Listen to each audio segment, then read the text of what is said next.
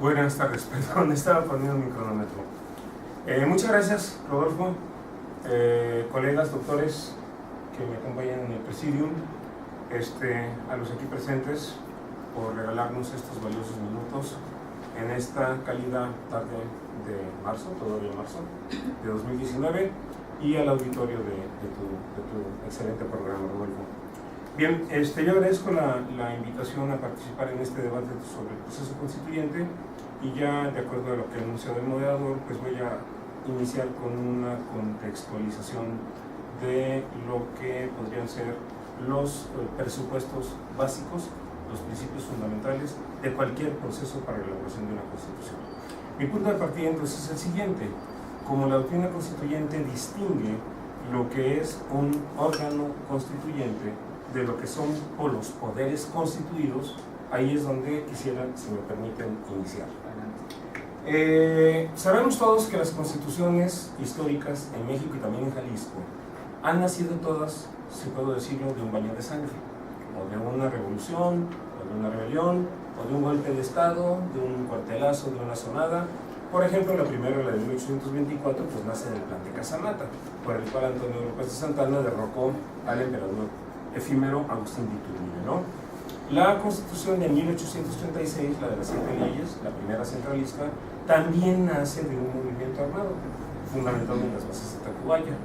La de 1857, la liberal, y probablemente la que más ha aportado el derecho constitucional mexicano a la humanidad, nace también de la Revolución de Ayutla, del plan de Ayutla elaborado, ¿no es cierto?, por Juan Álvarez y por Ignacio Comonfort. Finalmente, la Constitución vigente, la que conocemos como Constitución de Querétaro, que ha cumplido 102 años de edad este 5 de febrero, la de Jalisco los cumplirá el próximo 8 de junio.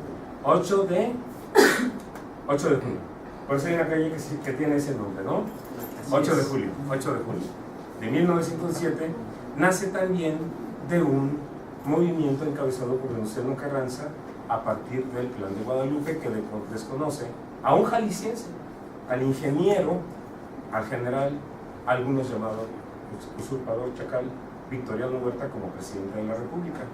Antes de eso, el Plan de San Luis, enarbolado por Francisco I. Madero, y antes de eso, 32 años antes, por el Plan de Tuxtepec, que Porfirio Díaz enderezaría contra la reelección del presidente Lerdo de Tejada.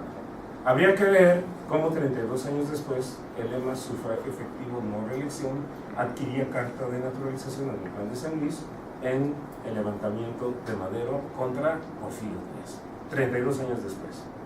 Bueno, en este contexto, ¿qué es un Congreso Constituyente? ¿A qué le vamos a llamar, para efectos de esta reflexión, de esta charla, constituyente originario? Es el órgano que crea, expide un ordenamiento jurídico así denominado, constitución política.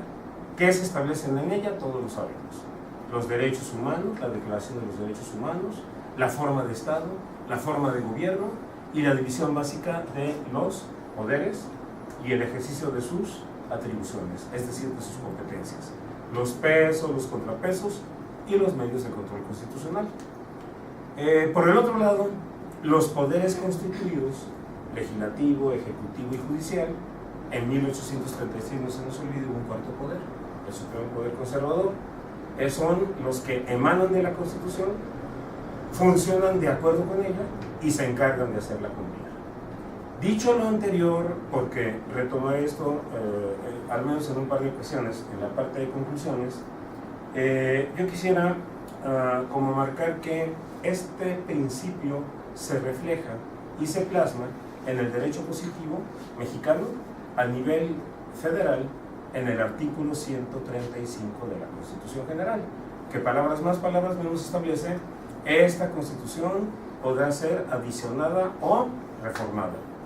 Para que sean parte de su texto las reformas o adiciones, será necesario que voten a favor, o que no formen parte, en contra, 2/3 partes de los miembros presentes de la Cámara de Diputados, 2/3 partes de los miembros presentes del Senado y la mitad más uno de las legislaturas de los estados.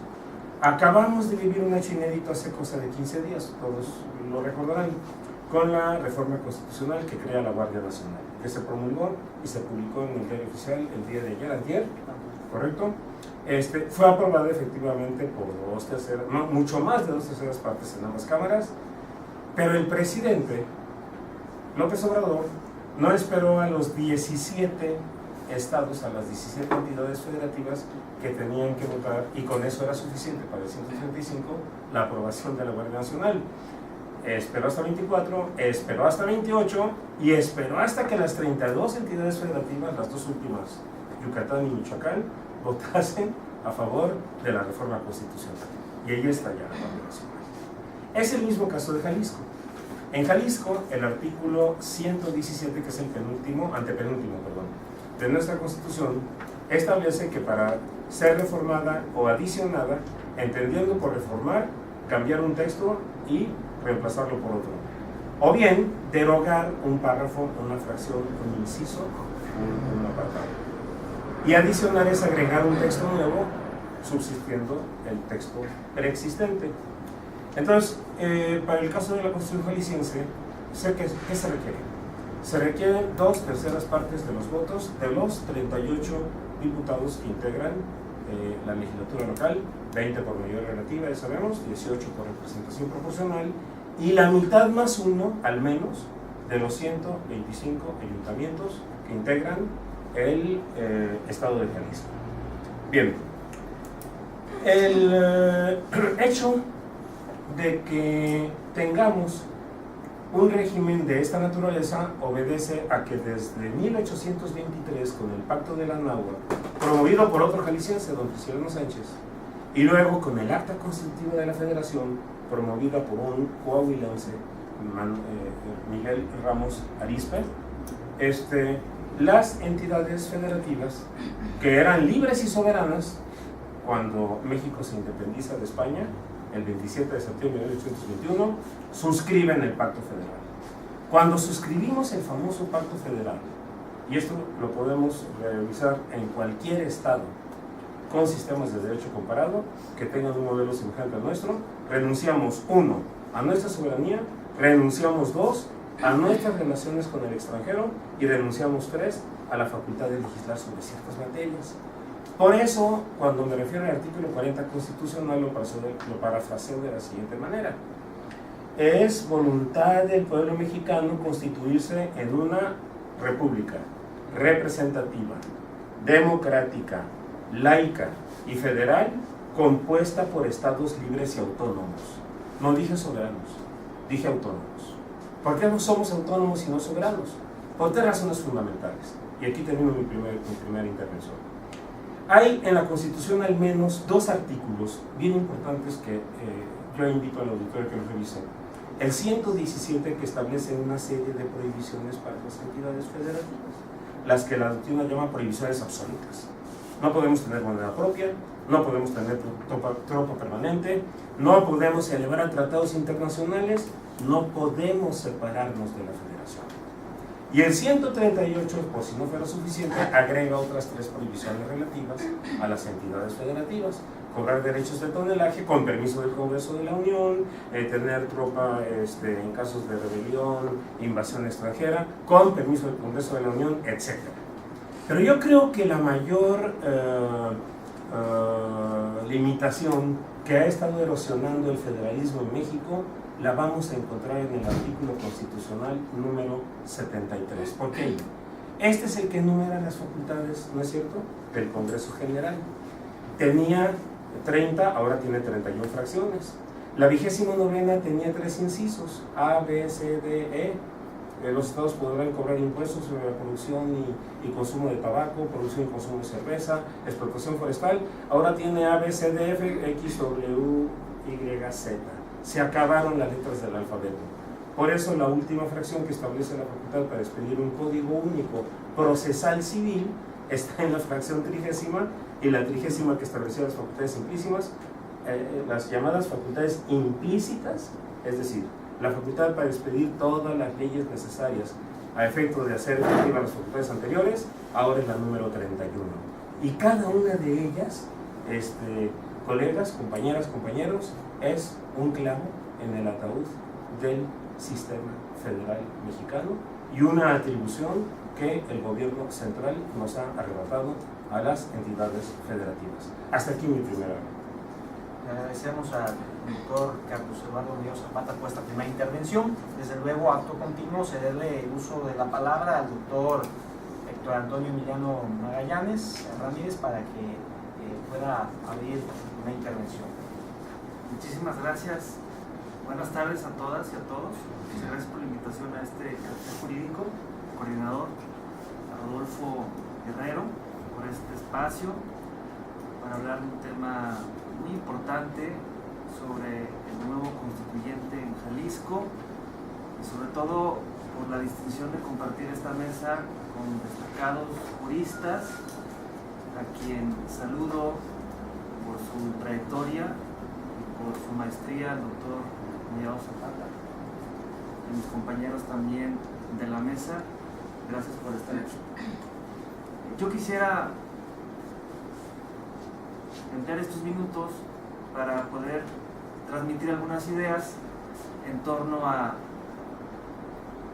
en el escenario de que pudiéramos construir las condiciones de una nueva constitución en el Estado, cuál sería el propósito, cuál sería la visión de esta constitución.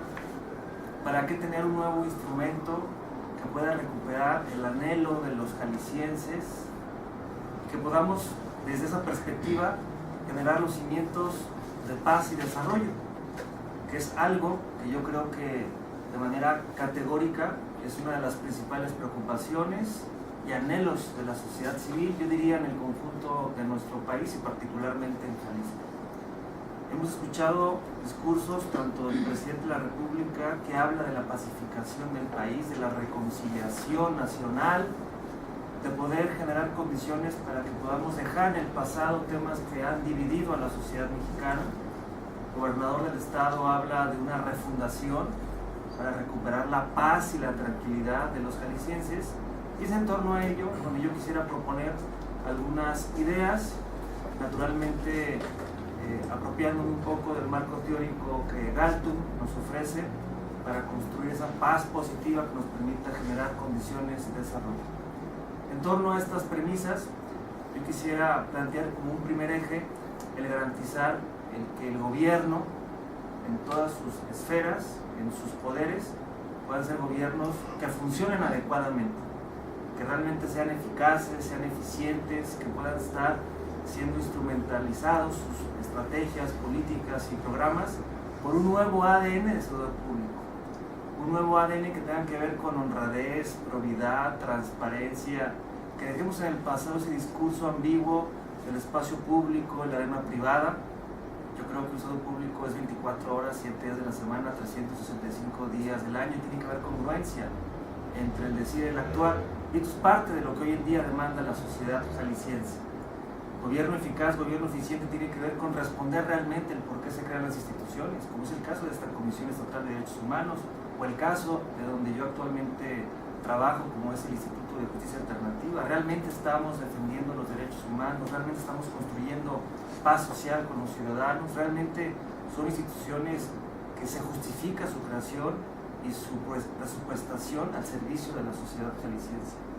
Números importantes es combatir la corrupción, combatirla, erradicarla, controlarla, y esto pues naturalmente viene una idea importante en la cual la nueva constitución, de ser el caso, tendría que tener un apartado muy claro. Todavía estamos en un proceso de implementación, de cultura, de conocer los alcances de lo que representa abatir la corrupción. Por ejemplo, algunos indicadores importantes hablan de que la corrupción ha tenido un costo, por ejemplo, lo que planteaba el CESJAL en el año 2017, de aproximadamente 650 millones de pesos. Por ejemplo, INCO establece que aproximadamente entre el 20 y el 30% del presupuesto federal se va al caudal de la corrupción.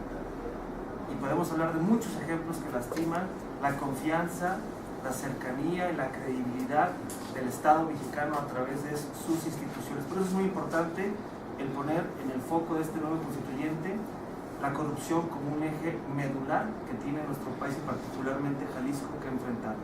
Naturalmente, el respeto a los derechos de los demás, Y no solamente estamos hablando de los derechos que ya de por sí nuestra Constitución política y la propia del Estado reconocen y defienden, sino también los derechos que los grupos que históricamente han sido vulnerables o que históricamente han tenido condiciones de marginalidad tienen que también ser respetados en una perspectiva de inclusión, de coexistencia pacífica, como lo establecía el filósofo político John Rawls, desde ideologías políticas, preferencias sexuales, orientaciones religiosas, perfiles socioeconómicos, estatus migratorios, etcétera. Tenemos que aprender a incluirnos, a respetarnos y a coexistir pacíficamente unos y otros.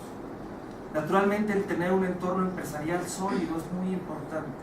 Empresas socialmente responsables que garanticen una buena atmósfera, que exista flexibilidad, democracia sindical, rendición de cuentas, que realmente haya un reparto de utilidades, que realmente haya condiciones de desarrollo, de capacitación continua para los trabajadores, y esto naturalmente generará condiciones de desarrollo y paz.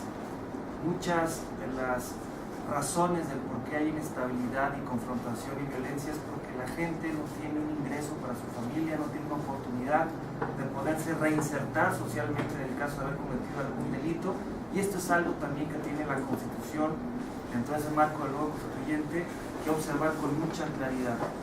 Naturalmente, la mala distribución de los recursos que tenemos. Hoy podemos mencionar mexicanos y mexicanas en la lista de Forbes y tener millones de mexicanos en National Geographic en condiciones de pobreza extrema, de pobreza alimentaria, de pobreza institucional, de pobreza de cultura cívica, y esto naturalmente, si no lo podemos también trabajar desde la visión del nuevo constituyente, difícilmente vamos a poder construir condiciones de paz y desarrollo en esta nueva visión. El capital humano no menos importante. Necesitamos la participación de la sociedad civil, participación proactiva, informada, objetiva, que construya ciudadanía, que fortalezca el sentido de la comunidad. Hoy hay muchos temas que dividen, que confrontan, y muchos de estos temas es a partir de desinformación, de juicios de valor, de estereotipos que realmente no abonan a construir realmente una argumentación lógica, transparente, que permita avanzar.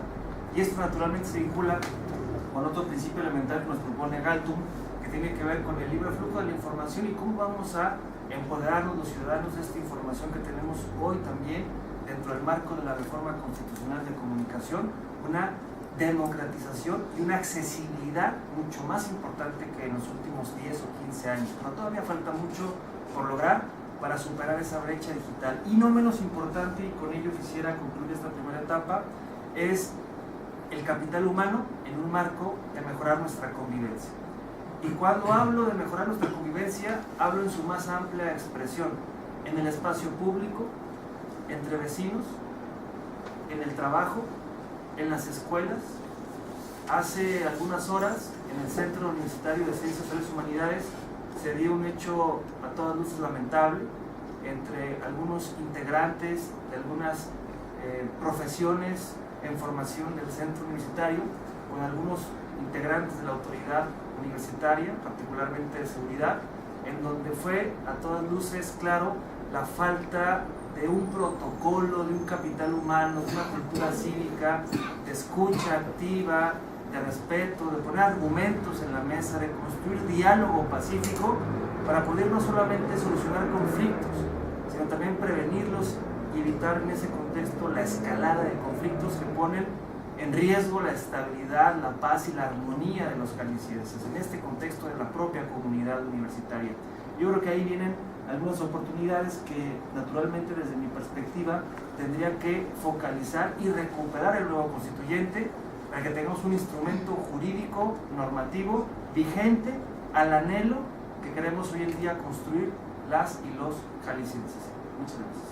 Agradecemos mucho al doctor Héctor Antonio Emiliano Magallanes Ramírez por esta primera intervención, desde luego haciendo un pequeño paréntesis en donde me permito saludar a todos aquellos compañeros y amigos que hoy se dan cita de la carrera de abogado también del CLEU.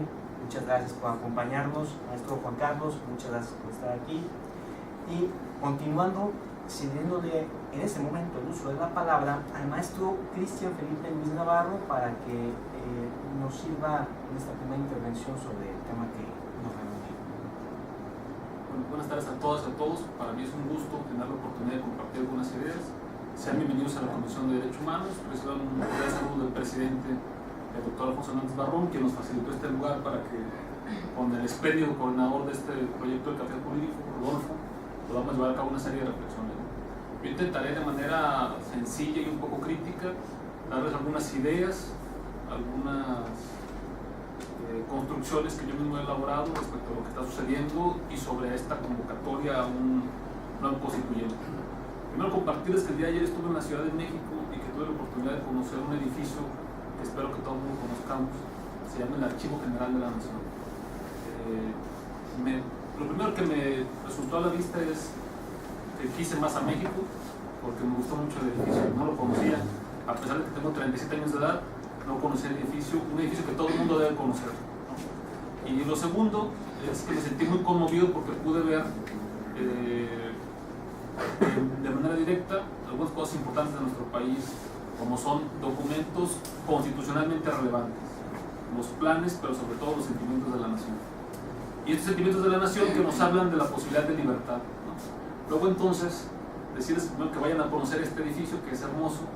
Desde luego era la prisión de Lecumberri, y donde estuvieron prisioneros algunas personas relevantes como Francisco Villa, Emiliano Zapata, Revueltas y desde luego el gran muralista Siqueiros, ¿no? Y entonces en ese contexto pude darme la siguiente reflexión, las siguientes ideas, independientemente de lo que expresé en el evento de hoy.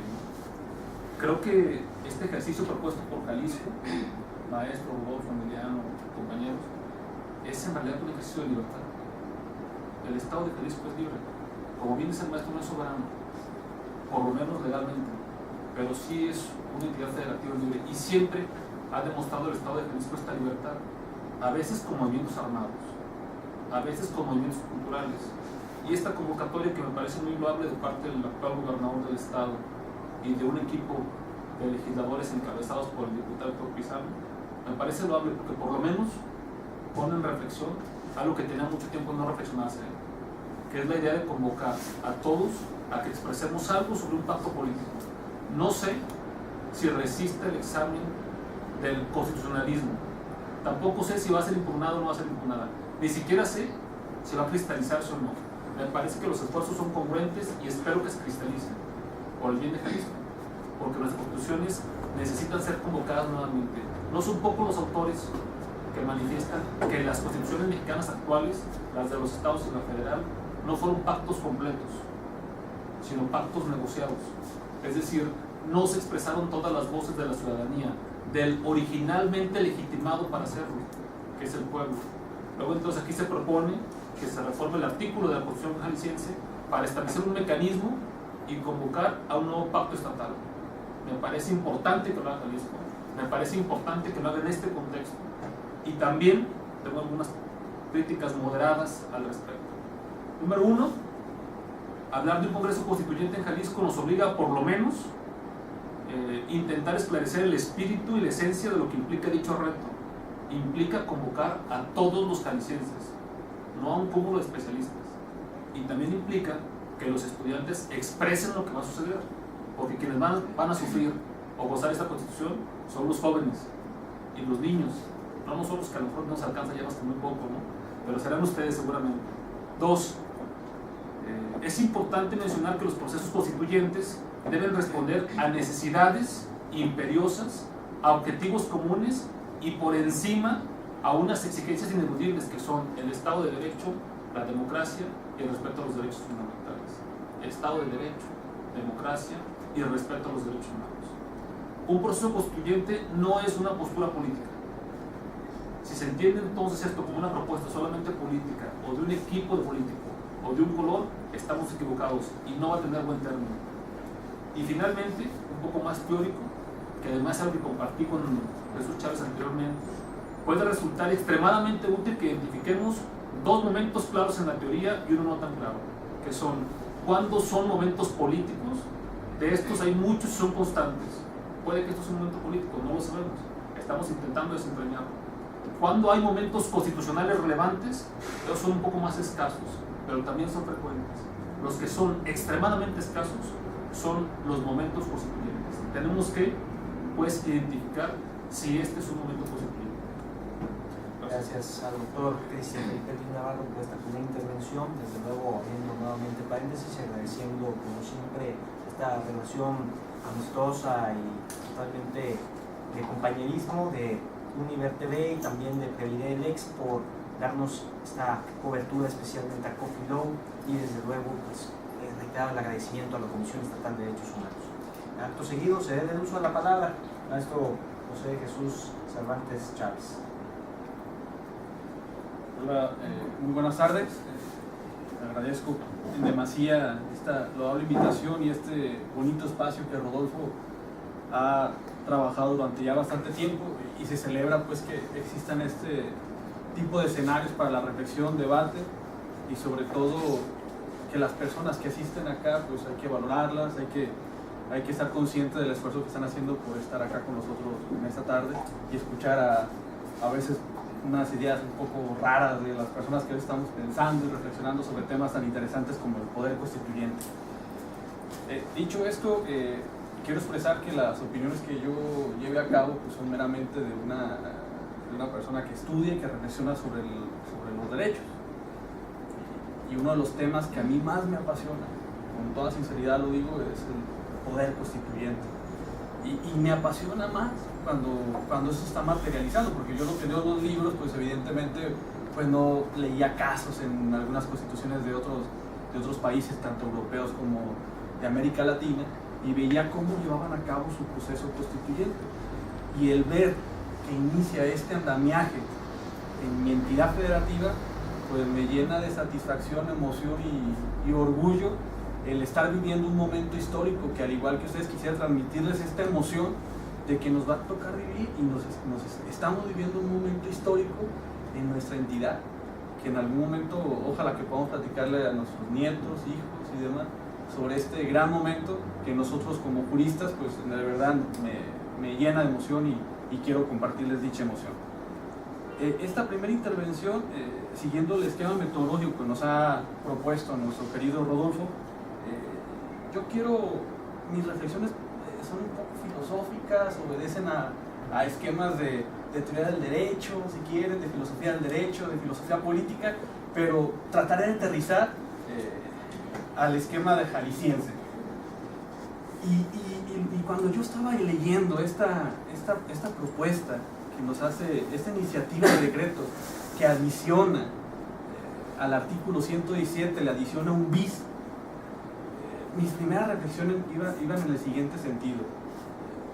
La primera, y son dos, y esa es como la parte introductoria de mi intervención. La primera, ¿qué concepto de constitución es la que obedece todo este esquema del poder constituyente? Es decir, ¿en qué concepto de constitución se están basando para llevar a cabo un nuevo proceso constituyente que dará como culminación una constitución? Y yo les propongo uno. Eso no significa, les voy a decir el autor al final, pero yo les propongo uno porque yo quiero que la intervención se vaya un poco en términos democráticos. Se los voy a leer.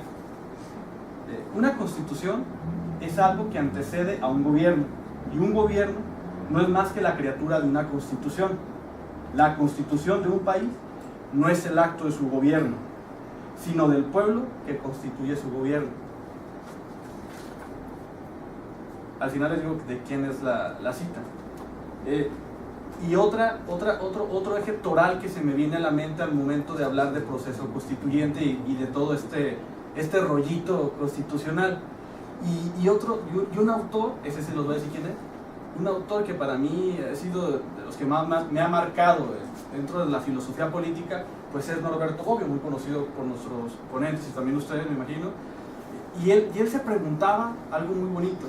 Él decía, ¿cuál es el mejor gobierno? ¿El de la ley o el de los hombres?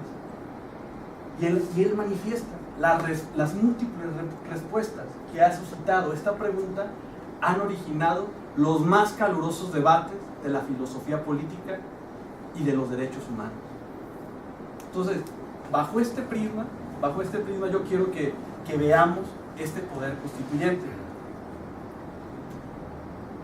Siguiendo, Y a mí me pareció muy interesante, muy interesante darle un poco de investigación al respecto. Y fíjense qué bonito, qué bonito. En la convocatoria del Congreso Constituyente de 1916, en ese acto inaugural que se da en el Teatro Iturbide, hoy Teatro de la República, en aquel 1 de diciembre, se da algo muy interesante. En esa convocatoria, en el artículo 1 de dicha convocatoria, fíjense lo que dice: se convoca al pueblo mexicano a elecciones de diputados al Congreso Constituyente. Ojo, se está convocando a una elección para quienes van a conformar el constituyente. Esto es muy interesante en términos democráticos. Por eso no quiero que pierdan de vista estas dos, tanto el concepto de constitución que les he proporcionado y tampoco la pregunta de Norberto Bobbio. ¿Por qué? Porque finalmente, desde mi punto de vista, y aquí quiero cerrar mi primera intervención, yo creo que el principal protagonista del Congreso Constituyente de Jalisco debe ser el pueblo. Hasta aquí lo dejo. Muchas gracias, maestro. Desde luego, pues llega el momento del desarrollo en donde pues escuchamos la antesala de este tema que nos reúne. Ahora los detalles que podemos decir más filosos, como dirían los millennials, que me incluyo. Vamos a dar este pequeño preámbulo. Nos acaban de dar una reflexión muy importante todos y cada uno de nuestros ponentes, y sin duda alguna yo añado pues esto, ¿no? Que precisamente la democracia, ese sistema de gobierno que gozamos y que goza de la aprobación universal y que reconoce como su máxima expresión la voluntad popular alcanzada, y en este caso en Jalisco, pues quizá como en ninguna otra parte de México, pues características tan singulares por su origen, su desarrollo y por supuesto por su proyección al resto de la nación, que cabalmente podría afirmarse sin hipérbole de ninguna clase que es la cuna del republicanismo y de la federación, trasunto fiel del progresista México de hoy. Con estas palabras doy pues la apertura a que el desarrollo se realice, y pues para este efecto cada uno de nuestros ponentes tendrá 10 minutos. En este caso, hable usted, estimado doctor Carlos Mollado Zapata. Bien, mis tres colegas de la mesa y el moderador han hecho una pregunta muy pertinente, pero de diferente manera y con diferentes palabras. ¿Qué tipo de constitución queremos en 2019, en 2020 para Jalisco? ¿Qué razones nos llevan a integrar un Congreso para desarrollar un proceso constituyente? ¿A qué tipo de problemas y a qué tipo de necesidades responderá o tendrá que responder la nueva Constitución? Ya bien lo decía el maestro Cristian Luis, bueno, no sabemos si va a ser una Constitución válida, no sabemos si va a ser impugnada, no sabemos qué tipo de Congreso Constituyente, a pesar de que ya existe efectivamente una iniciativa del señor gobernador en el Congreso del Estado para adicionar un bis al artículo 117 que establece cómo se conforma en Jalisco el órgano revisor. Bueno, yo quisiera como poner unos elementos de contexto en esta segunda parte, y tiene que ver con el tipo de país y con el tipo de estado, de entidad que va a ser destinataria de esta nueva Constitución. Tenemos un país con 70 millones de pobres. Tenemos un país con 40 millones en pobreza extrema. Tenemos un país con 10 millones en pobreza alimentaria, pobreza patrimonial y pobreza de capacidades. Coneval ofrece un dato según el cual probablemente 3 millones de conciudadanos se vayan esta noche a dormir sin haber probado tal vez un solo alimento en el día. Carmen Aristegui, citando unos datos, cada quien tiene sus clásicos, ¿verdad?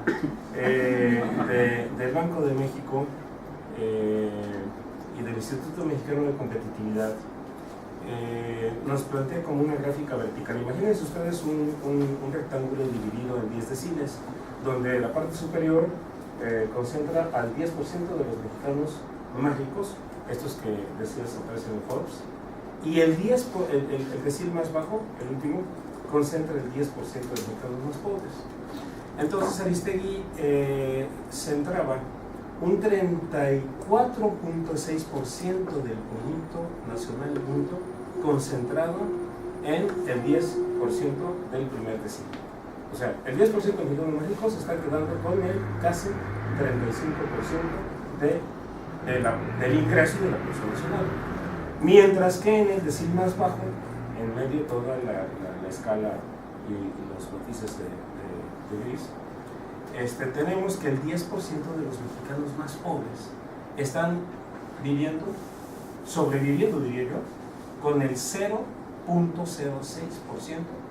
del Producto Nacional.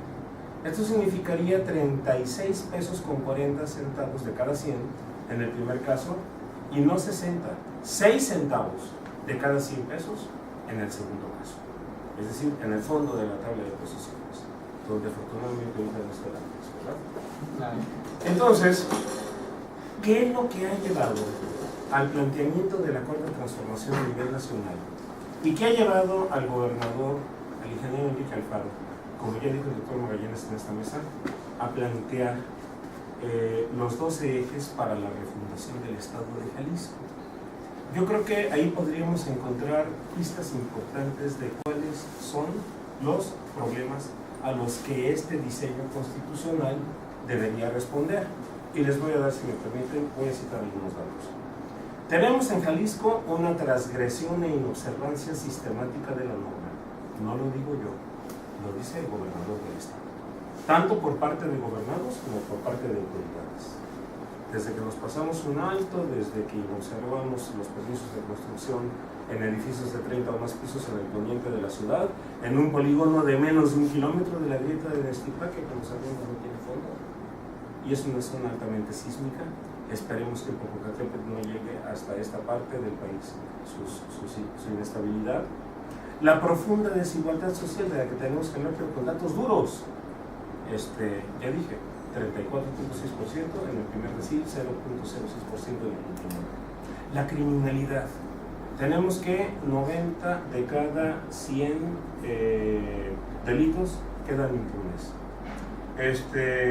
La incuria ambiental. ¿Cómo vamos en Jalisco, por ejemplo, con el tratamiento de las aguas residuales, cuando tenemos en el Río Verde la cuenca más contaminada? La espuma café, vayan al Salto de Guanajuato, no del país, sino probablemente del continente, y una de las 3 más contaminadas del planeta. ¿Qué estamos haciendo con la huella de carbón en Jalisco?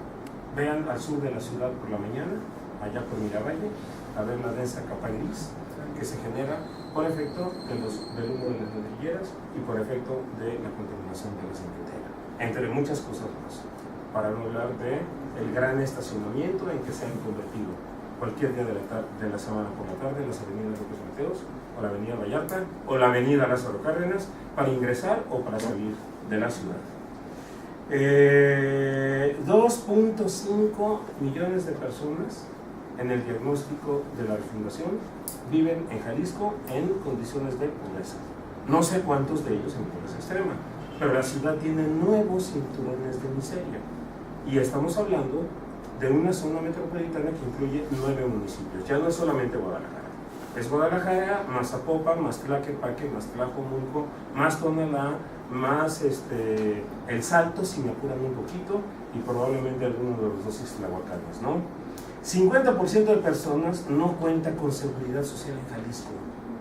40% de personas ganan por debajo de la línea de bienestar social, que tiene que ver incluso con la capacidad para poder adquirir la canasta básica.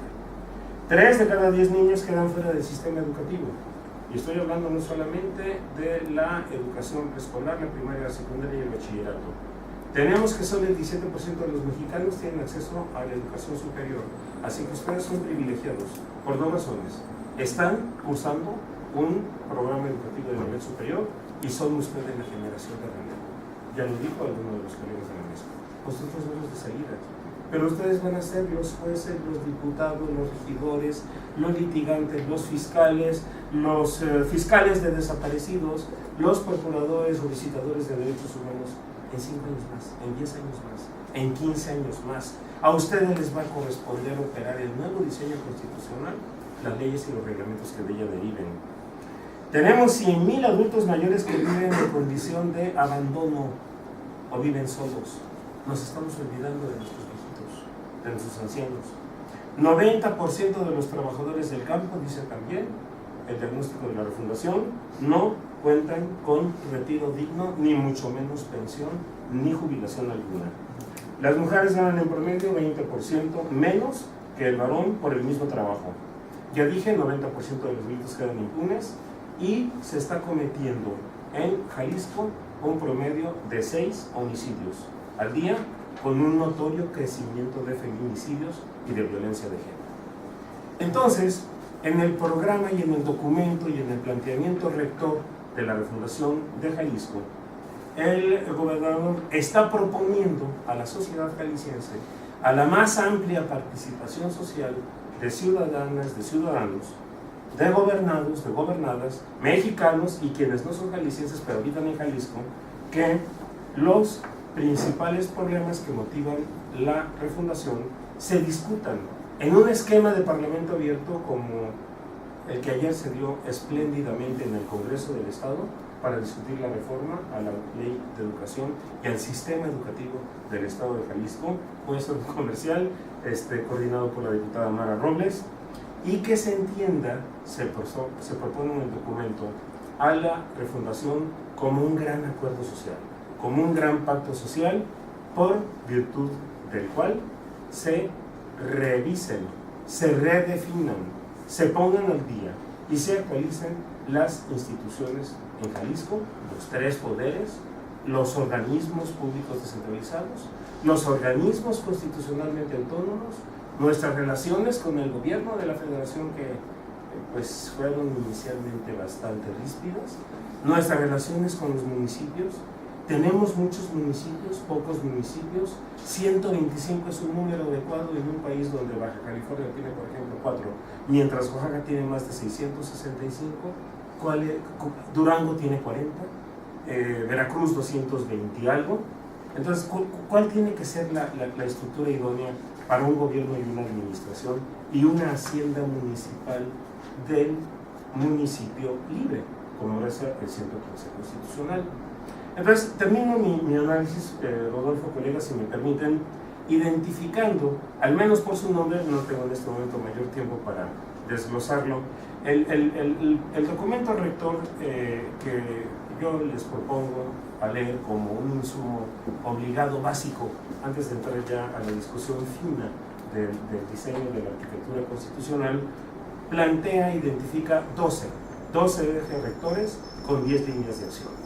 Y son los siguientes. Jalisco, una sociedad de leyes, un Estado de Derecho. Jalisco, una sociedad segura. Es decir, el 60% lo pueden ver en la primera plana del día de hoy, de los tapatíos sienten que su ciudad es insegura. Se sienten inseguros en su ciudad. Jalisco, una sociedad de libres e iguales, ya lo dijo el doctor Emiliano. Y entonces tenemos que acabar con cualquier tipo de diferencia que suponga que existen grupos vulnerables. Es decir, todos los invisibles hay que visibilizarlos. ¿A quiénes?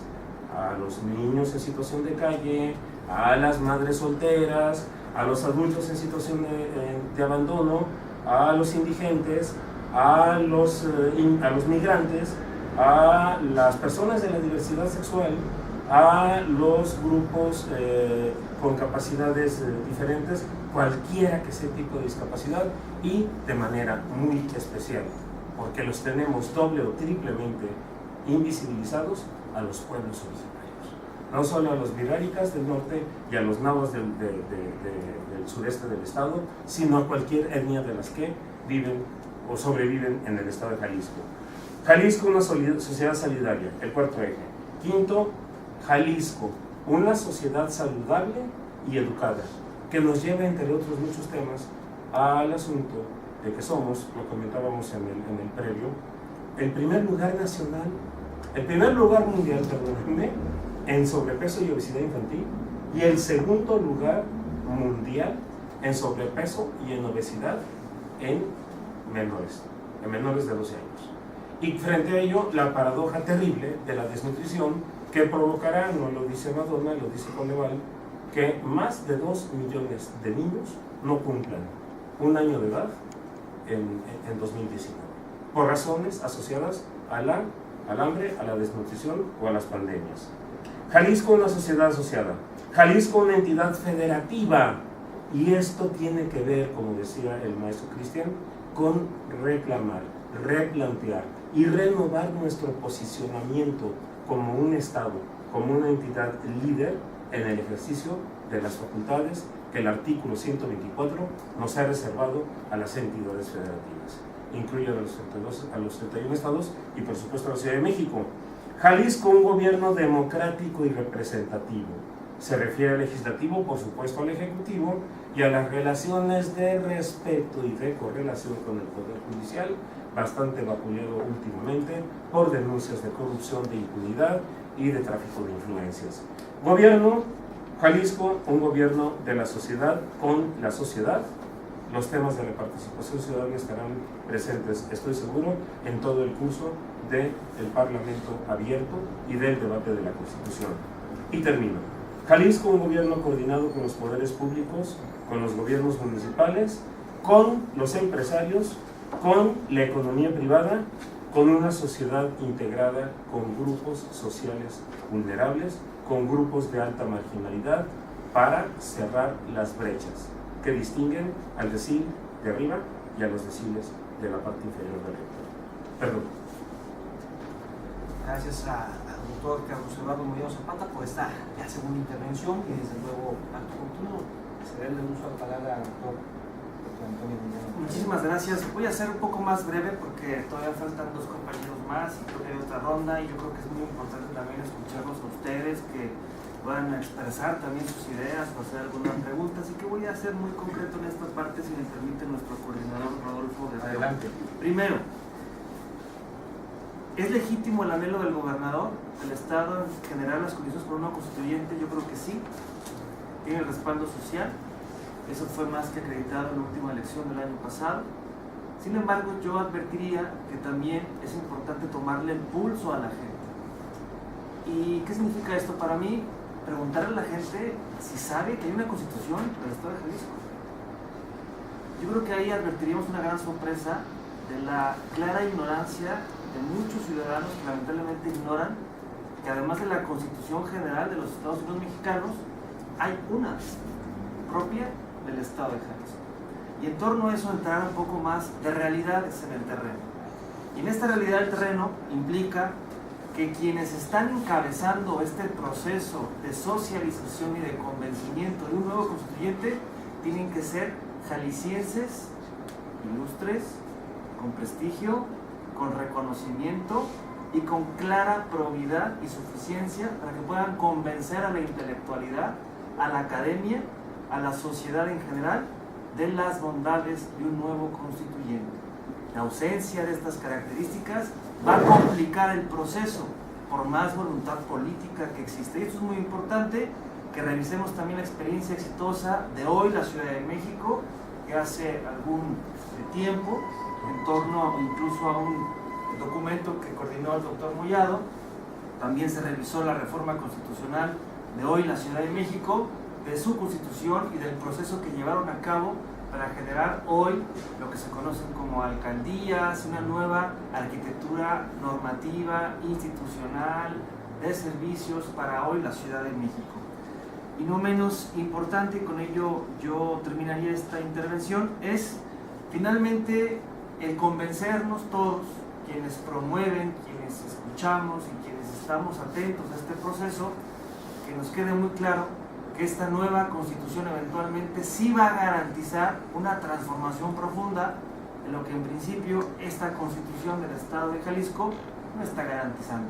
Cultura de legalidad y cumplimiento de la norma, cultura del diálogo y de la paz, cultura de la rendición de cuentas, de acceso a la información y de transparencia, cultura que confronte y erradique la corrupción, cultura de civilidad en donde existan condiciones de participación pública, informada, objetiva y poder construir acuerdos que nos permitan construir un Jalisco mucho más fuerte que el que tenemos hoy.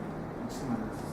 Gracias, doctor Emiliano, y desde luego hacer esta convocatoria para que todos que ahorita les están surgiendo esa duda, esa pregunta, puedan hacer frente en unos momentos más. Sí, los veo muy entusiasmados, estoy seguro que van a hacer muchas preguntas. Sigue usted, doctor Cristian Felipe, tiene uso de la palabra. Gracias, en una tesitura intentaré ser breve. Les pongo 7 críticas, 7 comentarios. Este proceso constituyente, como ya lo mencionaba, no es ni debe ser solo propuesta o aspiración política. Por el contrario, debe implicar el deseo legítimo de colectar la voluntad del pueblo jalisciense.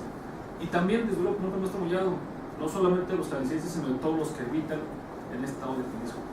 Implica una deliberación profunda del pueblo y sus representantes políticos, legítimamente electos para ello. Tendremos que ver si el proceso de elección, como decía Jesús Chávez, es necesario previo a saber quién va a ser el constituyente, porque si no será algo que no pueda funcionar, como lo dice mi amigo Emiliano.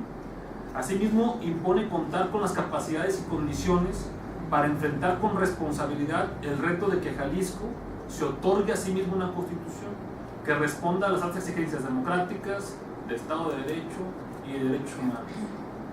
Parece que no, pero es posible que en esta ocasión sí nos autodotemos de una constitución, lo que tal vez no fue anteriormente. Ahora sí puede ser que resulte eso. Un comentario también: no hay mayoría política tal, no hay cantidad de votos, de curules, que sumados sirvan de autorización para enfrentar un proceso constituyente sin que sea legítimo. Es decir, no importa cuántos votos tengas, no importa los que hayas tenido, y tampoco importa cuántos curules tengas en un congreso. Un proceso constituyente va más allá del ejercicio democrático simple de los votos. Tiene que ver con una cuestión de sentimientos del pueblo, tiene que ver con un deseo original de la población. No debe quedar espacio para controversia alguna procesal judicial, sino esto puede empañar el proceso.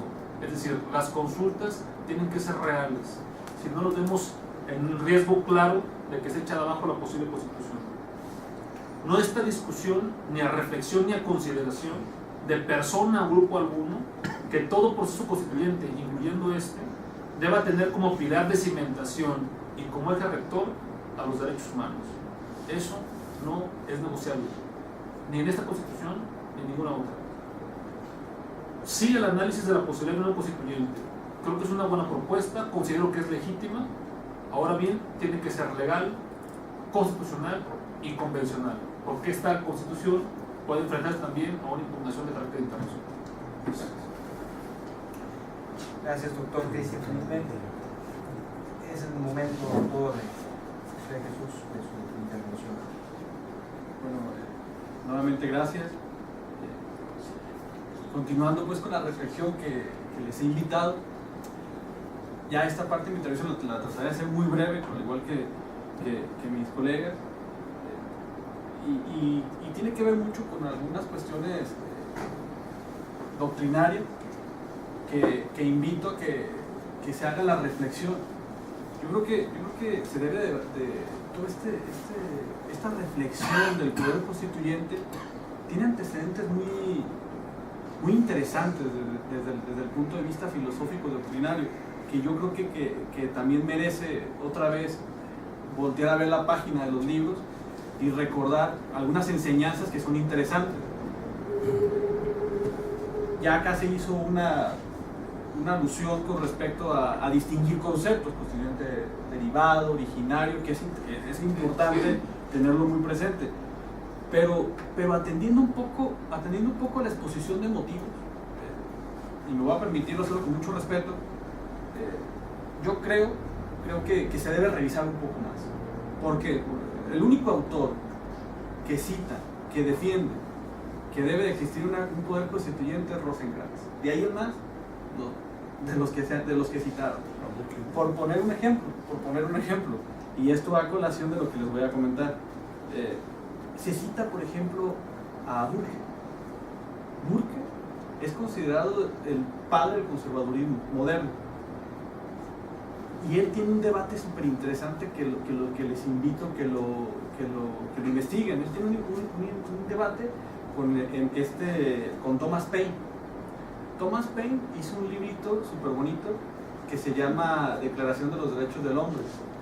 Este librito pues es prácticamente una defensa férrea de que toda persona y toda generación tiene la libertad de elegir su marco constitucional, cosa que evidentemente Burke no lo defendería.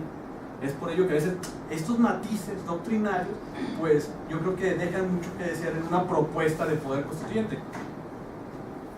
Por ejemplo, Thomas Jefferson debate con Madison. Igual, Thomas Jefferson defiende, va en contra de un marco constitucional heredado y defiende evidentemente que los derechos de los muertos no deben rebasar los derechos de los vivos. Es decir, cada generación en cada momento tiene el derecho de dictar su propia constitución. Ya después viene un debate qué significa cada generación. Ahí, por ejemplo, podemos ver Ortega y Gasset, que ha propuesto de 20 a 30 años, y el propio Jefferson dice que 20. Pero es bonita la reflexión en virtud de que si esto es verdad, si nos apoyamos en este tipo de doctrinas, pues evidentemente tenemos un respaldo interesante de que cada generación, y eso yo lo celebro, tenemos el derecho y la libertad como pueblo de elegir nuestro marco constitucional. De ahí que es interesante el momento histórico constitucional que estamos viviendo en nuestro estado de Jalisco. A todo esto, yo les propongo también la siguiente reflexión. Miren, hay dos doctrinas muy actuales que se está escribiendo bastante. Una tiene que ver con el nuevo constitucionalismo latinoamericano y la otra es con el constitucionalismo popular. Uno de origen norteamericano y el otro pues tiene varios autores ahí capitaneando esta doctrina. Uno es Viciano Pastor y Martínez Dalmau, y el constitucionalismo popular pues obedece a dos, Larry Kramer y Mark Tussman. Es lo que prácticamente están capitaneando dichas doctrinas. Me detengo poco en el nuevo constitucionalismo latinoamericano. Independientemente del debate, que no me puedo extender, hay tres constituciones que se analizan: Venezuela, Ecuador y Bolivia. ¿Qué características se desprenden de estas constituciones? No me puedo extender, pero sería muy bonito. Mire, hay cuatro cosas que tenemos que rescatar de esas constituciones. Por ejemplo, ya se adelantó un poco Cristian con el tema del momento constituyente y necesidad constituyente, o momento corriente u ordinario. Esta definición, esta clásica definición la llevó a cabo Bruce Ackerman. Bruce Ackerman es papá de John Ackerman del Instituto de Investigaciones Jurídicas, que sale en mucha televisión, pero Bruce Ackerman es considerado uno de los mejores constitucionalistas de Norteamérica, vivo, y de los más citados. Es decir, se le ha considerado incluso como al nivel de Ronald Wilkins, discípulo de Herbert Hart. Estas constituciones del nuevo constitucionalismo latinoamericano, estas tres que les comento, independientemente del diseño institucional, que es otro debate, obedecen a cuatro momentos. Primero, un momento constitucional, que ya lo definió también Cristian Luis. Es decir, debe existir una crisis social, política y cultural, económica, para poder justificar un proceso constituyente o la necesidad de una constitución. Ojo, eso es interesante. Segunda, y esta se comprueba como por movimientos sociales, por marchas sociales que se identifican claramente en estos tres procesos constituyentes, que es de Venezuela, Ecuador y Bolivia.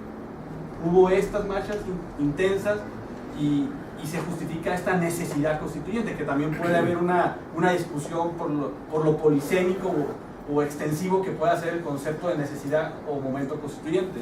Otro momento, se llevó a cabo un referéndum aprobatorio de la Asamblea Constituyente. Es decir, una vez que se lanza la convocatoria constituyente para saber quiénes van a conformar dicha asamblea, previamente debió ser aprobada por el pueblo.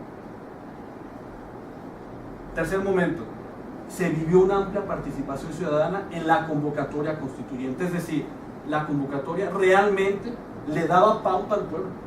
Incluso si revisamos el constituyente de Bolivia, había una parte súper interesante de personas de los pueblos originarios que participaron en la Asamblea Constituyente. Es prácticamente una recuperación histórica sobre estos grupos que habían sido otra vez históricamente marginados. Por ejemplo, los derechos de la naturaleza que se escriben en la Constitución de Bolivia y en la de Ecuador también. Y otra parte interesante, como último momento es la ratificación. Una vez que se discute el documento constitucional, se saca un producto, ese producto es la Constitución, pero esta no es Constitución hasta que la ratifique el pueblo. Dicho ya para finalizar, es decir, yo creo firmemente que la Constitución, o bueno, en este caso el Poder Constituyente, debe tener dos ejes fundamentales: la participación del pueblo y los derechos humanos. Si quieren decir la participación del pueblo como democracia, ahí habrá que definir qué democracia. Una democracia deliberativa, participativa, popular. Podremos acá discutir qué concepto de democracia es el que viene mejor o que nos viene mejor para discutir una constitución, pero yo creo que no debemos de perder de vista que el pueblo debe ser el principal protagonista de este poder constituyente, o como lo diría también Jeremy Waldron, que es prácticamente ejercer el derecho de los derechos, es decir, el derecho a la participación. Gracias, Rodolfo. Gracias, doctor. Sale la etapa de conclusión, aquella que pues marca ya la luz amarilla a todas las preguntas que están por venir. ¿Verdad o me equivoco? Todo el público que tenemos aquí presente. Vamos a la conclusión breve de cada uno de nuestros ponentes. No hay tiempo estipulado, que se debe. Doctor, inicia usted. Muchas gracias, Rodolfo. Bien, yo quisiera cerrar con dos reflexiones, tal vez tres. Primera, ¿qué no debe contener la nueva Constitución? ¿Qué principios del régimen federal debemos atender, debemos respetar? Precisamente para que no se judicialice, como han dicho mis compañeros de mesa, la entrada en vigencia no solo de la Constitución, sino de todas las leyes secundarias, reglamentos y demás ordenamientos que de ella deriven. Entonces yo les invitaría a tener en mente, así como un triángulo, el artículo 124, que es lo que yo defino como el padre nuestro de la Constitución General. Todas las facultades que no están expresamente reservadas por esta Constitución a las autoridades federales se entiende que corresponderán a las entidades federativas. Y estas están reservadas en el 73 al Congreso General, en sus 31 fracciones, dijimos, en el 89 al Presidente de la República, en sus 20 fracciones, y en artículos, por ejemplo, como en el 104, a los tribunales de la Federación en sus 9 fracciones, amén del 103 y del 105, que tienen que ver con atribuciones del Poder Judicial, pero para control constitucional, respectivamente a través del amparo, de la controversia y de la acción de inconstitucionalidad. Bien, segundo, el artículo 133, que establece de alguna manera lo que la doctrina ha llamado la jerarquía normativa del sistema mexicano. Hay un punto y aparte en el artículo 133. En la primera parte se establece que la Constitución, las leyes generales que emanen del Congreso y los tratados internacionales celebrados por el presidente y ratificados por el Senado mexicano son la ley suprema de toda la Unión. Entonces, tenemos enfrente nada más y nada menos que un proceso de armonización que es, en términos beisboleros lo diría yo, de ligas mayores. Es decir, el constituyente que se conforme de cualquiera de las maneras que el maestro nos ha aquí planteado, tendrá que enfrentar 1. 708 reformas, eran 707 hasta que se aprobó la Guardia Nacional, y ya viene la reforma constitucional en materia educativa. 707 reformas que en 102 años de vida ha tenido la Constitución Política de los Estados Unidos Mexicanos. Primera arista. Segunda arista. Tenemos en este momento vigentes 302 leyes federales. Revisan la página de diputados.gov y por lo menos conozcanlas. Son de competencia federal, del Congreso General. Tenemos 167 leyes secundarias que ha expedido en los 102 últimos años el Congreso del Estado de Jalisco. Y también están, por ejemplo, en el portal www.judico.gov, que es el portal de la Secretaría de Gobernación. Tenemos 1,437 tratados internacionales vigentes, de ellos más de 40 referentes, no me dejarán mentir mis compañeros, a asuntos específicos de derechos humanos, a temas específicos vinculados con los derechos humanos. Y tenemos por último, cuarta lista, más de 19.100 jurisprudencias vigentes, dictadas por el Pleno o por las salas de la Corte o por los plenos de circuito recientemente, después de la reforma del 2011, o por los tribunales colegiados. Entonces, yo no quisiera estar en los zapatos de los diputados constituyentes de Jalisco. Pero porque el proceso de elaboración de normas, que tendrá que responder, por supuesto, a estos anhelos, a estas aspiraciones y a estas necesidades sociales que se han referido los doctores, pues también enfrenta en las reformas constitucionales, en las leyes secundarias, en los tratados internacionales y en las resoluciones de los tribunales de la Federación, limitaciones importantísimas que no podemos perder de vista. Y concluyo con la siguiente idea. Tenemos una propuesta que veo aquí en la mesa del señor gobernador para adicionar un artículo bis al 117 de la Constitución de Jalisco, que establece las facultades del órgano revisor. Se podrá reformar o adicionar, ya lo dijimos al principio, la presente Constitución con el voto de las terceras partes de los diputados presentes y la mitad más uno de los ayuntamientos del Estado. Bueno, la pregunta es si realmente necesitamos incorporar en la Constitución un 117 bis cuando puede haber, lo pongo sobre la mesa de la reflexión y para las preguntas, otras salidas constitucionales. Esta una. Se constituye, se integra, como en Colombia, como en Panamá, un constituyente paralelo. ¿Cuál es el constituyente paralelo? Pues todos los diputados de Jalisco, federales, todos los diputados locales de Jalisco, los senadores por Jalisco, 5 representantes del Poder Ejecutivo, 5 representantes del Poder Judicial y 2 ciudadanos electos por cada uno de los 20 distritos que conforman actualmente la geografía electoral del Estado de Jalisco. Entonces tendrá que haber elecciones, pero solamente para un 33% de la Asamblea Constituyente que propone el 117 bis. Entonces, si se pretende garantizar, como en la exposición de motivos plantea tanto la iniciativa como el tema de la refundación, yo quisiera recurrir a otro artículo de nuestra Constitución, que es el 11º, que establece formas de participación social, como el plebiscito, como el referéndum, como la ratificación constitucional, como el parlamento abierto, como el cabildo, etcétera, etcétera. Y entonces, que la condición de ser vinculante, la Constitución que emane de una asamblea, de un constituyente paralelo, lo voy a poner así entre comillas en cursiva, como el que propone el 117 bis, pase por una ratificación constitucional que después de la última reforma, que es esta semana, requiere, por favor me corrigen, la participación de cuando menos el 40% de los electores inscritos en la lista nominal del Estado de Jalisco y que de los votantes al menos la mitad más uno apruebe el texto constitucional que de ahí surja. Y esta es una forma de legitimación de las que ya nos has adelantado. Otra, segunda, y la mencionó el gobernador Alfaro en el Paraninfo Enrique Díaz de León al final de su intervención de 50 semanas. Dicen, bueno, vamos aprovechando las elecciones intermedias del 21, o si no queremos contaminar, como ya la oposición le ha dicho a Morena, la elección intermedia, con la presencia del presidente de la República y de su partido en la boleta electoral, bueno, pues que entonces se adelante al 2020 o a finales del 2019 una elección directa para la instalación de un Congreso Constituyente con 100, con 150, con 80. En la Ciudad de México fueron en 2017 100 constituyentes, de ellos electos el 40%, los que expidieron la Constitución vigente desde el mes de enero de 2017. Una tercera salida sería modificar por la vía de reforma o adición todos los artículos, los 140 artículos de la Constitución de Jalisco y agregar otros más y ponerle transitorios.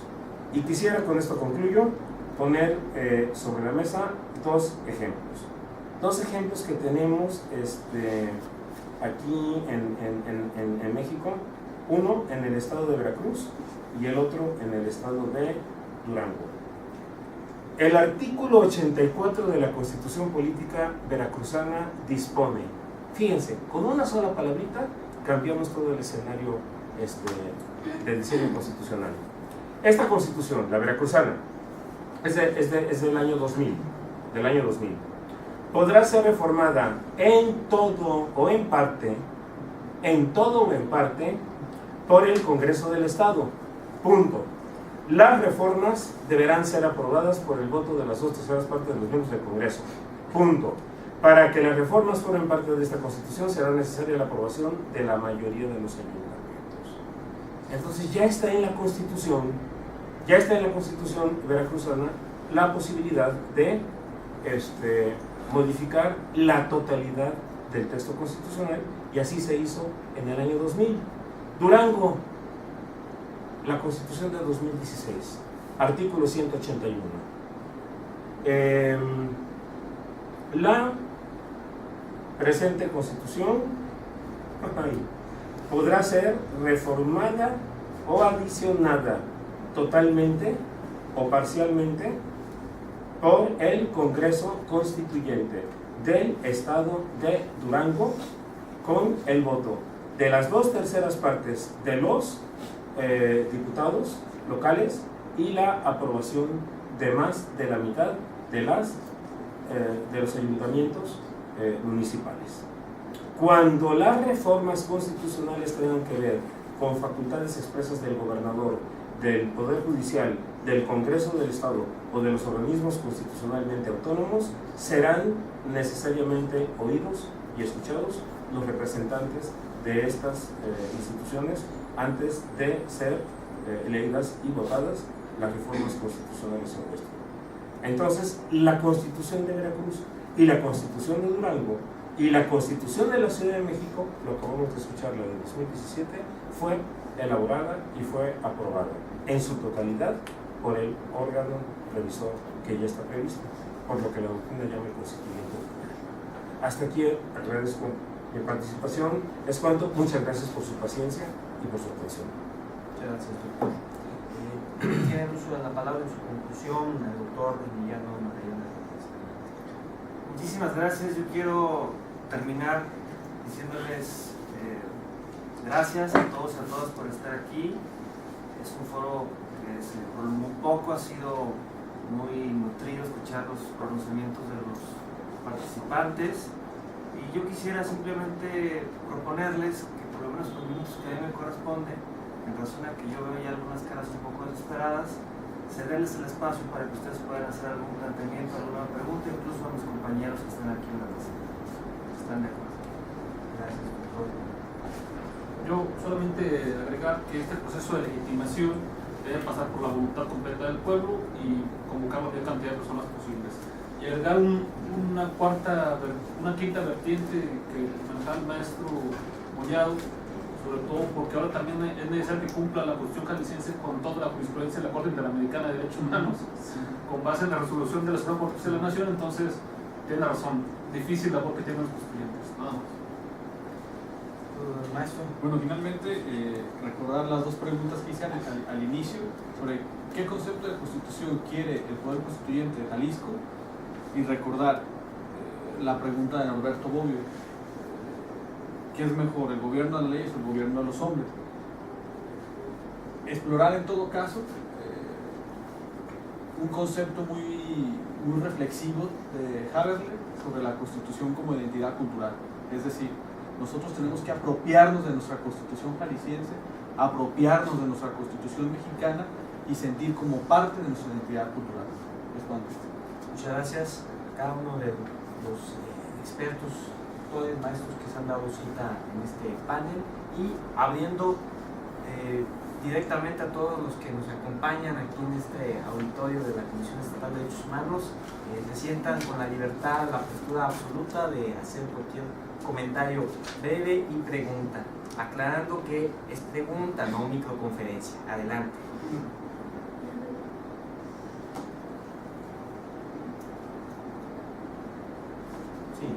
Sí, pregunta para el doctor Cristian Felipe Ruiz. Sí. Tocando dos de los conceptos que usted nos habló, los derechos fundamentales como piedra angular de todo este proceso constituyente y la autodotación del pueblo de una constitución a través de un pacto estatal, me parece. ¿Cuál es el mecanismo idóneo para que el pueblo pueda autodotarse de una constitución? el mecanismo idóneo desde su perspectiva. Ya nos hablaron de alguna de las formas que podrían tomarse independientemente del BIS del 117. Yo pienso que debe ser mediante dos procesos de legitimación. Uno es una convocatoria abierta para discutirlo, que creo que debe ser prolongada, debe ser extenuante, es decir, que llegue a todos los sectores, que tenga facilidad de discusión y de propuesta amplia, la más amplia de la historia del Estado de Jalisco, que todo el mundo opine. Y la segunda, con una legitimación de salida que tenga que ver, sí, con una ratificación, sí, con una especie de referéndum o ejercicio democrático, en el cual en las urnas se vea reflejado que es en realidad que el pueblo de Jalisco quiere esa constitución. Pero esto no es además nada nuevo, hay muchísimos procedimientos para poder hacerlo así. Es un proceso legitimador de entrada, que ponga en debate esta posible circunstancia, y uno de salida. Las hay muy fuertes y las hay muy sencillas. Por ejemplo, en algunos países, para poder dotarse de una nueva constitución nacional, tienen que disolver los congresos de la Unión o disolver las cortes. ¿Qué es eso? Se van a su casa los representantes, se van a su casa y convocan a nuevas elecciones, sabedores que los nuevos electos harán una nueva constitución. Y entonces, si pasas dos procesos, uno el de disolver las cortes o los congresos, y dos, el de convocar nuevas elecciones, y la gente vota, queda claramente establecido que el pueblo tiene esa facultad de hacerlo. Eso no existe en nuestro país, pero era solamente un ejemplo para que pudiéramos valorarlo, ¿no? Yo creo que tienen que haber dos procesos de legitimación. Uno de entrada que permita discutir este nuevo pacto, y uno de salida que permita hacer patente que ese documento quiere toda la población. ¿Alguna otra pregunta? Sí. Bueno, no va a ser una conferencia, pero tengo que decir 2 puntos antes de llegar a mi pregunta. Sí, está bien. La primera cosa, ¿cómo nace una constitución? ¿Puede ser por constituyente, por referéndum o que el soberano la regale? Creo que antes de pensar en una constitución tenemos que ver otra forma de crear una constitución, un referéndum. Por ejemplo, la Constitución de España es un claro ejemplo de una constitución que ha sido con una participación social y una cuestión de legitimidad. Segundo punto, el constituyente fue constituido, como bien lo abordó el doctor. Bueno, la teoría aquí, como yo lo veo en la Constitución, y eso para la pregunta, está el constituyente originario y el constituyente permanente. Por ahí de una manera romántica lo pusieron la Constitución que está descansando. Por así decirlo, metió a la Virgen en una jaula para cuando alguien quiere sacar, no la cortita. El constituyente originario me parece que es algo como algo salvaje, es algo extraordinario e ilimitado. Entonces ahorita, como estamos viendo que el poder constituir, pues los constituyentes están trabajando los dos, a mí se hace como que es un poder salvaje, ¿no? Y bueno, el poder constituido, ejecutivo, legislativo y judicial. A la pregunta que voy, el poder constituido es una cuestión de legalidad, el poder constituyente es una cuestión de legitimidad. Legitimidad, en cuestión de derecho, es la aceptación de las instituciones y la cuestión de participar en ellas. El aborto obvio a lo mejor puede ser otro concepto más político, más trascendente de legitimidad. Pero la pregunta es, la reforma del 117 bis, bueno, mejor dicho, la adición de este artículo, ¿será el mejor mecanismo? Porque bueno, se me hace como que le está quitando las espinitas a la Constitución, ¿no? Están los medios de control constitucional y los medios de defensa constitucional. La rigidez es un sistema autopolítico, la Constitución se defiende por sí misma, es como tener espinitas para que nadie la toque. Entonces, al adicionar este mismo 117 bis, a pensar, no, además de que lo baja a algo legal que pueda ser impugnado por cuestiones de tribunales, me parece que lo está dejando pues como algo sin esa rigidez, sin esas espinitas para poder defenderse. Hace rato comentaste que en un constituyente fue por medio de convocatoria. Entonces, bueno, me imagino que antes de pensar una reforma, tendrá que ser algo extraordinario, extraordinario. Entonces, yo creo que también, antes de pensar todo lo que se va en esa constitución, ¿qué otra forma ustedes ven, además de adicionar el 117 bis, para que no sea impugnable o para que sea legítima la creación de este mismo? Tu pregunta es general. Sí. Adelante. Sí, adelante, doctor. Bueno, yo ya dije 2, ¿no? Sí. Uno tiene que ver con la ratificación constitucional del documento que surge de la Asamblea que propone el 107 bis. Otra, elecciones extraordinarias ad hoc para convocar e integrar un Congreso Constituyente. De veras, no porque el 117 bis no lo sea, a partir de elecciones directas, pero donde los electores ya saben que van a votar por un diputado constituyente y no por un legislador más en el Congreso del Estado o en el Congreso General. Y esto me lleva muy brevemente. a referirles dos fracciones del artículo 103 que tienen que ver con la procedencia de la acción de amparo, que es bien importante que también tengamos en cuenta, porque si se agregara, como ya hicieron los veracruzanos y en Durango, la frase: la presente Constitución podrá ser reformada o adicionada total o parcialmente, el 117 bis sale sobrando, ¿correcto? Pero entonces, ¿quién es el Congreso Constituyente? Pues el órgano revisor, el que ya tenemos los 38 diputados que están ahorita legislando en Hidalgo 222 y más de la mitad de los 125 ayuntamientos. ¿Pero por qué me refiero al 103? Recuerden que la fracción segunda establece la procedencia de la acción de amparo contra leyes, actos o normas generales expedidas por la autoridad federal que invadan o vulneren la esfera de autonomía de las entidades federativas. Fracción tercera, a la inversa, por leyes o actos de las entidades federativas que invadan, vulneren o normas generales que sean competencia de la autoridad federal. Y es lo que no queremos, ¿verdad? Que tras la aprobación en cualquiera de las tres modalidades o cualquier otra de las que se ha mencionado aquí en la mesa, se expida la nueva Constitución para Jalisco, las leyes secundarias que van a emanar de la nueva Constitución para Jalisco, los reglamentos de las leyes secundarias, todo el derecho convencional al que se ha hecho referencia aquí en la mesa, sean impugnados y venga en consecuencia una lluvia de amparos o de controversias o de juicios de nulidad, porque, diría la doctora Alejandra Rodríguez, Jalisco se convertiría en el paraíso de los litigadores. No para ti. Bueno, yo quisiera nomás agregar un poco, cuando hablas de poderes salvajes me suena a Ferrari. Me suena un montón a Ferrari, pero un montón. Y te quiero hacer la siguiente reflexión, intentando, posiblemente creando más dudas. Porque cuando alguien te habla de certezas en el derecho, es muy raro. A mí se me hace muy raro. Hay poca gente que tiene certezas en el derecho, cuando las tiene también es raro. Es decir, el derecho es complejo. Incluso autores como Prieto Sanchis, mencionarte uno que seguramente lo conoces, en un librito que se llama Justicia Constitucional y Derechos Fundamentales de la Editorial Trota, te maneja de las ficciones del derecho. Y precisamente una ficción del derecho es el poder constituyente. Se creó esta figura para darle una explicación a lo que incluso Kelsen hablaba del hecho fundante básico, para darle explicación a la pirámide kelseniana de cómo se va creando el derecho a sí mismo. Eso te lo dejo como manera de reflexión. ¿Por qué? Porque no existe un manual de cómo hacer una constitución. Muchos autores se han preguntado, por ejemplo, Lasalle se preguntó qué es una constitución. Mark Tuspen se preguntó para qué sirve una constitución.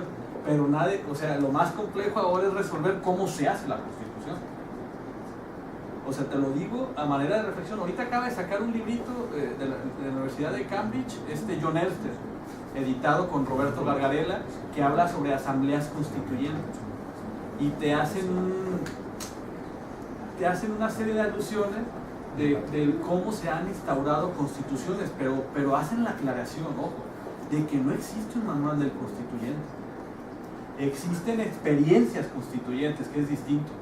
Y entonces cada cobijo constitucional o cada experiencia constitucional, pues debemos de reflexionarla y pensarla como experiencias, y ver de qué manera pueden influir tanto doctrinariamente como una cuestión histórica en los momentos constituyentes que en este caso Jalisco está viviendo.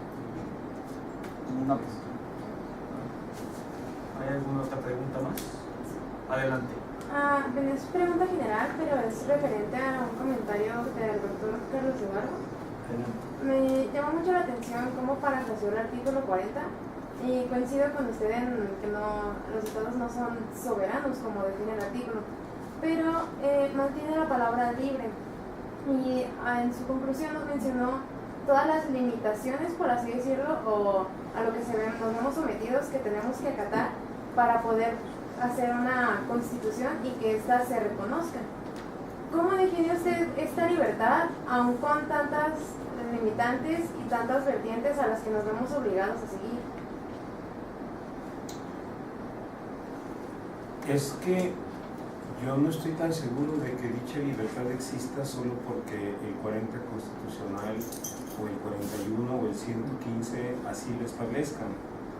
Yo creo que es el texto del constituyente originario de 1823 el que generó la fórmula original justamente como consecuencia de la conformación del Pacto Federal. Luego se retomó en el constituyente del 56 y luego se retoma en el constituyente del 16. Y ahí tenemos, como una consecuencia de las tres constituciones históricas federales y por supuesto sus correspondientes en Jalisco, la del 24, del 57 y la del 17, la expresión de Estado libre y soberano en su régimen interior. Entonces, pero esa libertad se entendía, me imagino, como la de las 13 colonias cuando aprueban en el Congreso Constituyente de Filadelfia la Constitución Política de 1787. La aprueban 13 estados libres y soberanos y estuvieron oscilando entre el extremo de la monarquía, la federación, la confederación, y prueba de lo que digo, viene 50 años después, 60 años después, con la guerra civil a raíz de la enmienda que propuso el presidente Abraham Lincoln, ¿no? Pero esa libertad ahora en 2019, pues yo la vi muy desdibujada. Por eso quise intencionalmente hacerles el paseíto como en el diamante del béisbol de las reformas en 102 años, las leyes secundarias, cuántas tenemos federales, cuántas tenemos en Jalisco, los tratados internacionales que están vigentes y de los que el Estado mexicano es parte, de acuerdo con el primero y el 133, y por si no fuera suficiente, la interpretación que de todo el anterior, Constitución, leyes y tratados, ha hecho la Corte, los plenos y los tribunales de circuito. Entonces, bueno, yo no sé si tuviéramos que independizarnos como Texas o como Guatemala para volver a iniciar un proceso realmente libre y soberano de deliberación para constituir una nueva república. Pero yo no dije eso y ustedes no lo escucharon. No lo escuchamos. ¿Alguien más? Que no sea así, alguno de los maestros, doctores tienen algún otro mensaje que emitir. Que no sea así, les agradecemos a todos los estudiantes que vienen de parte de Clego, por supuesto, a los que nos acompañan tanto de la Universidad de Guadalajara, de CUSH, respectivamente, de Cutonalá, profesores, maestros que se han dado cita, amigos todos.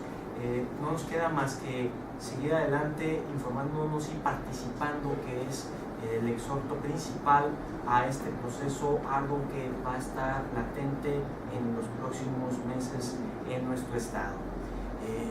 Podemos ser indiferentes o ser proactivos. Todos, la mayoría de los que están en este foro y de los que probablemente vean esto también en redes sociales, somos jóvenes, tenemos esas dos opciones: o queremos ser parte de un proceso nuevo en la historia de nuestro estado, o pues sufrir tal vez las consecuencias de nuestra apatía. Gracias, les agradecemos por estar presentes en esta edición número 20 de Café Jurídico a todos, hablando pues del proceso constituyente en Jalisco. Gracias a todos los doctores. Vamos a hacer la entrega de los reconocimientos por su participación. ¿Podemos de pie? En primer término, al doctor Carlos Eduardo Mollado Zapata por su igualdad de participación como ponente en el foro Café Jurídico con el tema proceso constituyente en Jalisco, llevado a cabo el 28 de marzo del presente año en el auditorio de la Comisión Estatal de Derechos Humanos de Jalisco. Firma el doctor Alfonso Hernández Barrón, presidente de la Comisión Estatal de Derechos Humanos, y un servidor y amigo.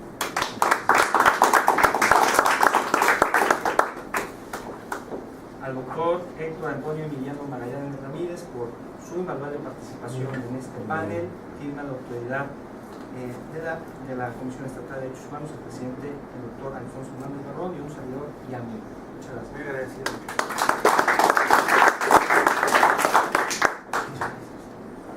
Al maestro Cristian Felipe Luis Navarro, muchas gracias por acompañarnos.